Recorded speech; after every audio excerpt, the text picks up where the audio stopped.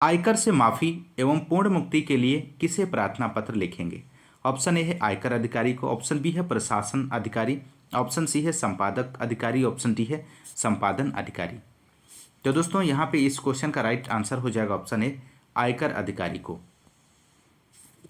अगला question number second है दोस्तों, यारा लावा किस प्रकार के व्यंजन हैं? आपको बताना है। ऊष्म है, अंतःस्थ है, स्पर्श है, अयोगवाह है।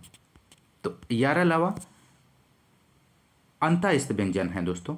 ऑप्शन बी यहाँ पे राइट आंसर हो जाएगा। क्वेश्चन नंबर थर्ड है, लिपि चिन्हों के क्रमबद्ध समूह को क्या कहते हैं? तो लिपि चिन्हों के क्रमबद्ध समूह को वर्णमाला कहते हैं दोस्तों। ध्यान रखिएगा, ऑप्शन डी इस क्वेश्चन का सही जवाब है। क्वेश्चन नंबर फोर है, ऊष्म वर्ण है, इनमें से आपको बताना है दिए गए ऑप्शंस में से कौन सा ऑप्शन ऊष्म वर्ण के अंतर्गत आता है? तो राइट आंसर हो जाएगा ऑप्शन बी शाखा साहा। ऑप्शन बी यहाँ पे राइट आंसर हो जाएगा। नेक्स्ट क्वेश्चन नंबर 5 है, निम्नलिखित शब्दों में से स्वर संधि को पहचानिए। तो दिए गए ऑप्शंस में से आपको स्वर संधि का चयन करना है। तो राइट आंसर ऑप्शन ए हो जाएगा अभ्यारण। ऑप्शन ए यहाँ पे सही जवाब है इस क्वेश्चन का। क्वेश्चन नंबर 6 है, यह पुस्तक भी हाथों हाथ बिक गई, रेखांकित शब्द में कौन सा समास समाहित है? तो राइट आंसर ऑप्शन बी हो जाएगा अव्ययी भाव समास है दोस्तों। नेक्स्ट क्वेश्चन नंबर 7 है, अपनी सरकार बन गई, रेखांकित शब्द में उपयुक्त उपसर्ग है। तो किस उपसर्ग का प्रयोग किया गया है दोस्तों? यहाँ पे इस क्वेश्चन का राइट आंसर हो जाएगा ऑप्शन बी सर उपसर्ग का प्रयोग किया गया है सरकार में। क्वेश्चन नंबर 8 है, वाह बहुत अच्छा किया, रेखांकित शब्द का अव्यय का प्रकार बताइए। तो दिए गए ऑप्शंस में से राइट आंसर हर्षबोध हो जाएगा, हर्षबोध। अगला क्वेश्चन नंबर 9 है, अमी के तत्सम रूप को पहचानिए। तो अमी का तत्सम रूप बताना है दोस्तों दिए गए ऑप्शंस में से। तो अमी का तत्सम हो जाएगा ऑप्शन बी अमृत होता है, अमी का अमृत हो जाएगा तत्सम रूप। क्वेश्चन नंबर 10 है, आखर शब्द का तत्सम रूप कौन सा है? तो आखर का तत्सम रूप बताना है दोस्तों। तो आखर शब्द का तत्सम रूप हो जाएगा यहाँ पे अक्षर हो जाएगा, ऑप्शन बी राइट आंसर है।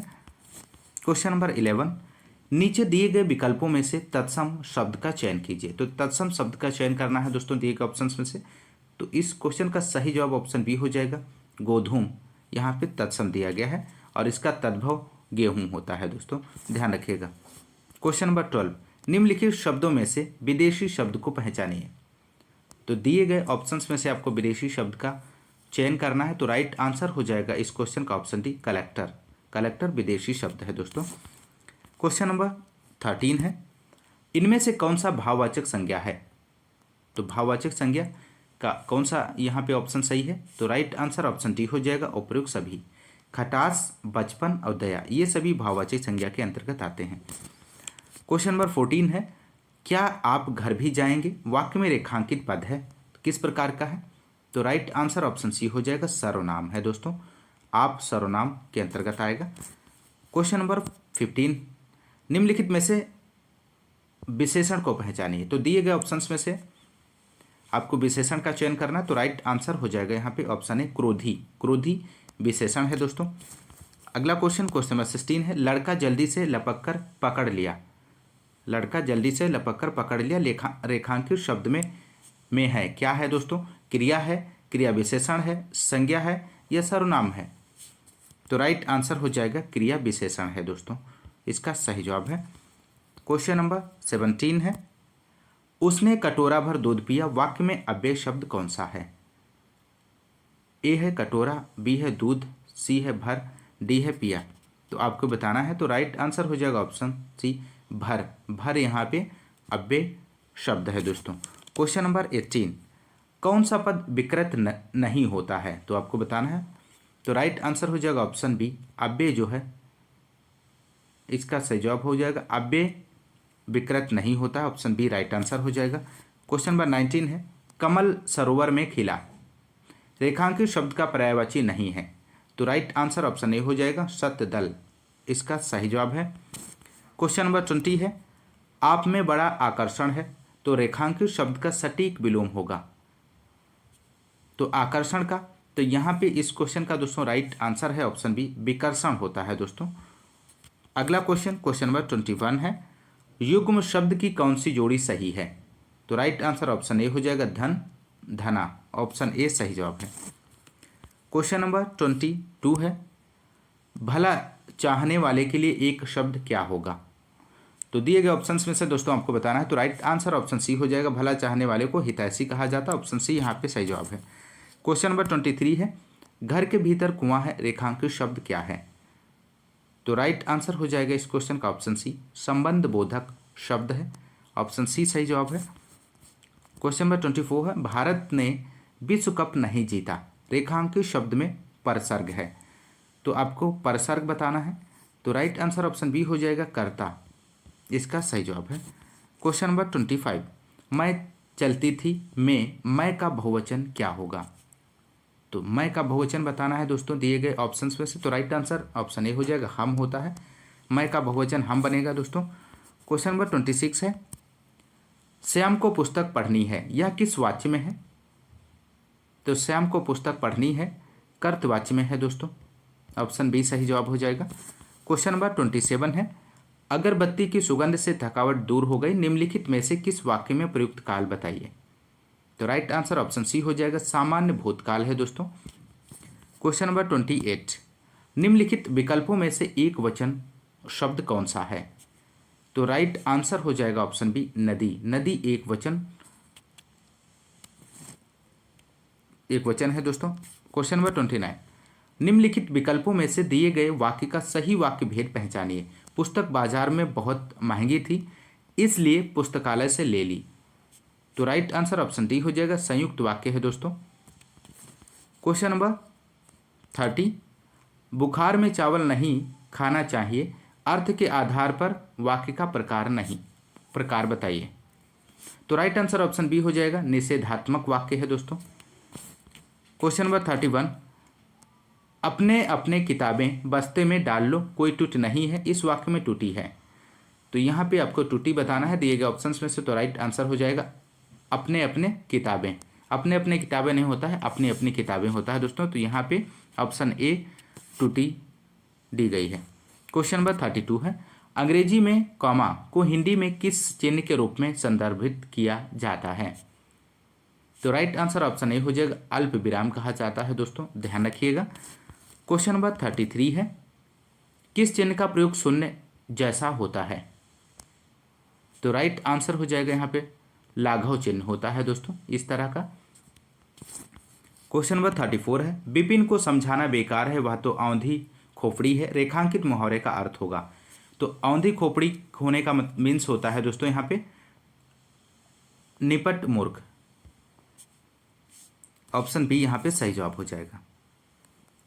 क्वेश्चन नंबर 35 है, जहां न पहुंचे रवि वहां पहुंचे कवि, लोकोक्ति का सही अर्थ होगा। तो जहां न पहुंचे रवि वहां पहुंचे कवि, लोकोक्ति का सही अर्थ हो जाएगा, कवि बहुत कल्पनाशील होते हैं, ऑप्शन डी सही जवाब हो जाएगा। क्वेश्चन नंबर 36 है, जो स्त्री सूर्य भी न देख सके, वाक्यांश के लिए एक उचित शब्द होगा। तो दिए गए ऑप्शंस में से आपको बताना है, जो स्त्री सूर्य भी न देख सके उसके लिए एक शब्द क्या बनेगा?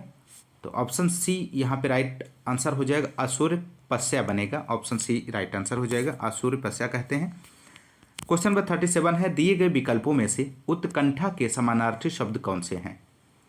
तो राइट आंसर ऑप्शन ए हो जाएगा, उत्कंठा के समानार्थी उत्सुकता होता है, अभिलाषा, ऑप्शन ए सही जवाब है।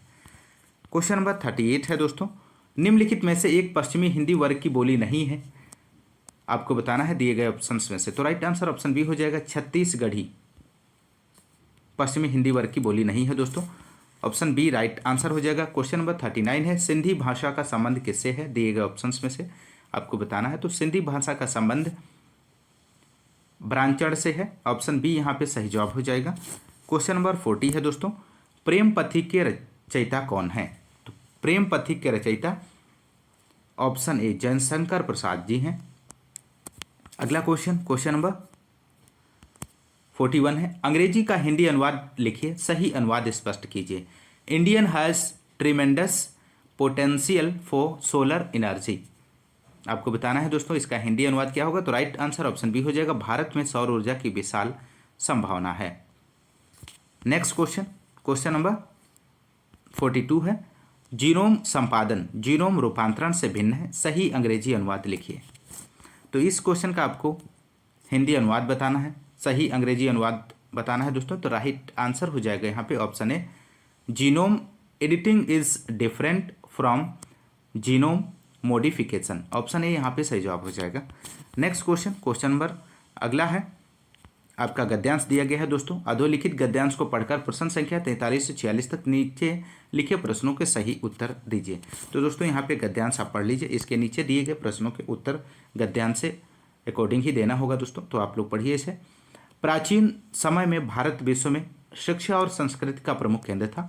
देश विदेश के विद्यार्थी यहाँ शिक्षा प्राप्त करने आते थे। प्राचीन भारतीय शिक्षा प्रणाली के अंतर्गत विद्यार्थी को पुस्तकीय ज्ञान और आध्यात्मिक ज्ञान प्रदान करने के साथ साथ उसे शारीरिक शिक्षा भी प्रदान की जाती थी, उसे युद्ध कौशल भी सिखाया जाता था। इस प्रकार प्राचीन शिक्षण संस्थाएं या आश्रम विद्यार्थी के चहुमुखी विकास पर ध्यान देते थे। आज स्थिति भिन्न है। वर्तमान दोषपूर्ण शिक्षा प्रणाली सिर्फ डिग्रीधारी बेरोजगारी की भीड़ उत्पन्न कर रही है। आज के अधिकांश युवा शिक्षा प्राप्त करके भी स्वावलंबी नहीं बन पाते। उनके हृदय में देश और समाज के प्रति किसी भी प्रकार का कर्तव्य बोध उत्पन्न नहीं होता। वे अपनी प्राचीन परंपराओं का सम्मान नहीं करते। वर्तमान शिक्षा प्रणाली युवाओं में राष्ट्र गौरव की भावना उत्पन्न करने में असफल रही। समय समय पर भारत के नीति निर्माताओं ने शिक्षा को बहुआयामी बनाने के अनेक प्रयास किए। नई शिक्षा नीति में विद्यार्थी के नैतिक, मानसिक और शारीरिक विकास पर बल देने का प्रयास किया जा रहा है। अब नवीन शिक्षा प्रणाली के अंतर्गत विद्यार्थियों को जाति, धर्म और भाषा के दायरे से ऊपर उठकर राष्ट्रहित में कार्य करने के लिए प्रेरित किया जा रहा है। इस शिक्षा प्रणाली में व्यावसायिक शिक्षा पर बल दिया जा रहा है ताकि शिक्षित लोगों को रोजगार उपलब्ध हो सके। तो ये रहा दोस्तों आपका गद्यांश। इसके नीचे दिए गए क्वेश्चंस के आंसर को देख लेते हैं दोस्तों। क्वेश्चन नंबर 43 है, नवीन शिक्षा प्रणाली में व्यावसायिक शिक्षा पर बल दिया जा रहा है ताकि, आपको बताना है दोस्तों, ताकि शिक्षितों को रोजगार मिल सके। ऑप्शन बी सही जवाब है। क्वेश्चन नंबर 44 है, प्राचीन शिक्षण संस्थाएं ध्यान देती हैं, किस पर ध्यान देती हैं दोस्तों? ऑप्शन सी राइट आंसर हो जाएगा, विद्यार्थी के चहुमुखी विकास पर ध्यान देती हैं। क्वेश्चन नंबर 45 है, नवीन शिक्षा प्रणाली में विद्यार्थियों को प्रेरित किया जाता है, किस पर? तो राइट आंसर हो जाएगा, राष्ट्र हित में कार्य करने के लिए नवीन शिक्षा प्रणाली में विद्यार्थियों को प्रेरित किया जाता है। ऑप्शन बी राइट आंसर हो जाएगा। क्वेश्चन नंबर 46 है, प्राचीन समय में विश्व में शिक्षा और संस्कृति का प्रमुख केंद्र था। तो राइट आंसर हो जाएगा ऑप्शन ए, भारत था। नेक्स्ट क्वेश्चन, क्वेश्चन नंबर 47 है, सिंदूर की होली किस विधा की रचना है दोस्तों? आपको बताना है। दिए गए ऑप्शंस में से इस क्वेश्चन का सही जवाब क्या हो जाएगा? तो सिंदूर की होली एक नाटक विधा की रचना है दोस्तों। ऑप्शन सी यहाँ पे सही जवाब हो जाएगा। ऑप्शन सी सही है। क्वेश्चन नंबर नेक्स्ट 48 है, साकेत किसकी रचना कृति है? महत्वपूर्ण रचना है दोस्तों साकेत रचना। तो राइट आंसर हो जाएगा, मैथिली शरण गुप्त की है।